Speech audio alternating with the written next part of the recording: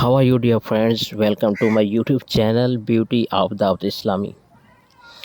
दोस्तों, आज हम बात करने वाले हैं एक ऐसी चीज़ के बारे में जो कई हज़ार सालों से आज तक अजूबे की सूरत में मौजूद है।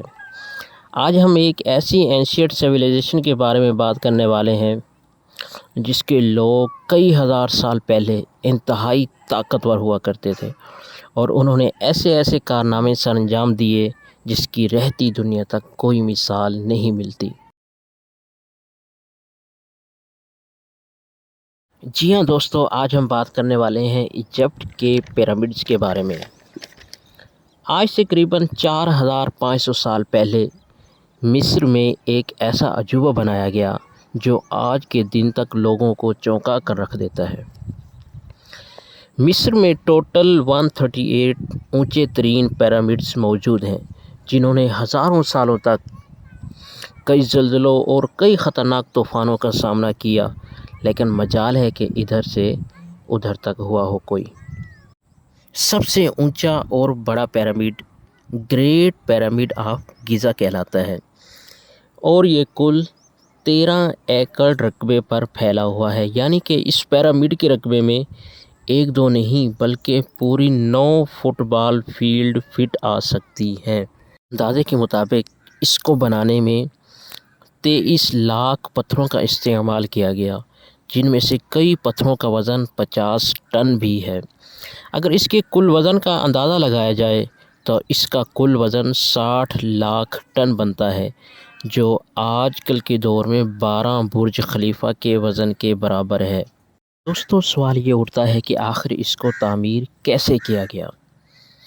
इसको तामीर करने के लिए जब बड़े बड़े पत्थरों की ज़रूरत पड़ी तो उस वक्त उनके पास पत्थर काटने के लिए ना ग्राइंडर थे और ना ही जैक हैमर्स।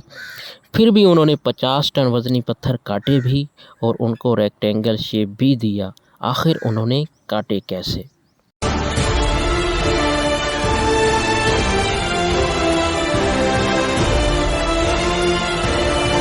यहाँ दोस्तों, उनके पास एक टूल था जिसकी मदद से पत्थरों को काटा गया। तजर्बाकारों का कहना है कि उनकी ये छेनी फ़कत कापर से नहीं बनी थी, क्योंकि वो कदीम तहज़ीब जानती थी कि कापर नरम होता है और पत्थर नहीं काट सकता। उसमें एक केमिकल आर्सेनिक भी शामिल किया गया। कापर और आर्सेनिक से बनाई जाने वाली ये हथौड़ी पत्थरों पर ठोकी जाती थी और कई घंटों के बाद बड़े बड़े पत्थर शेप में लाए जाते थे।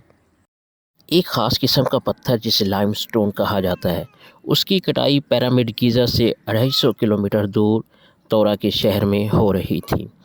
अब मसला ये था कि उनको गीज़ा तक ट्रांसपोर्ट कैसे किया जाए, क्योंकि हर एक पत्थर 50 टन यानी कि 50,000 केजी था, जो तकरीबन 3 पैसेंजर बस के बराबर बनता है। और ऐसे 23 लाख पत्थर उस एक पिरामिड में इस्तेमाल होना थे। इतना ज़्यादा वज़न ट्रांसपोर्ट करने के लिए उस वक्त ना कोई जानवर काम आ सकता था और ना ही उनके पास ट्रक्स मौजूद थे। अगर आजकल के दौर में ये काम करना पड़े तो ट्रांसपोर्ट कंपनी को अच्छा खासा टफ़ टाइम आएगा। हैरत अंगेज़ तौर पर यह काम कश्तियों और वर्कर्स की मदद से किया गया। तोरा और गीज़ा के दरमियान दरिया का फ़ायदा उठाया गया और बड़ी बड़ी कश्तियों में पत्थर लाद कर पिरामिड तक पहुँचाए गए। तजर्बाकारों का कहना है कि ये काम इतना आसान नहीं था कि इतने बड़े बड़े पत्थरों की कश्तियों में लोडिंग और अनलोडिंग में कम से कम 500 मज़दूरों की आर्मी एक ही वक्त में लगाई गई होगी। एक बात साइंसदानों को मज़ीद परेशान कर रही थी कि अब पत्थर कट भी गए, ट्रांसपोर्ट भी हो गए और कंस्ट्रक्शन के दौरान एक के ऊपर एक लगना भी शुरू हो गए। अब मसला ये था कि अब पत्थर इतनी ऊंचाई तक आखिर पहुंचाए कैसे गए होंगे। कई तजर्बाकारों का कहना है कि पिरामिड की कंस्ट्रक्शन से पहले ही ये प्लान कर लिया होगा।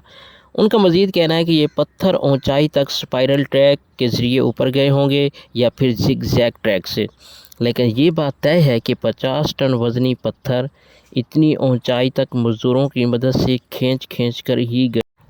प्यारे दोस्तों, कमेंट बॉक्स में बताइएगा कि आपको ये वीडियो कैसी लगी और मज़ीद इस तरह की दिलचस्प वीडियो देखने के लिए हमारे इस YouTube चैनल को सब्सक्राइब कीजिए और बेल आइकन को प्रेस करना ना भूलिए।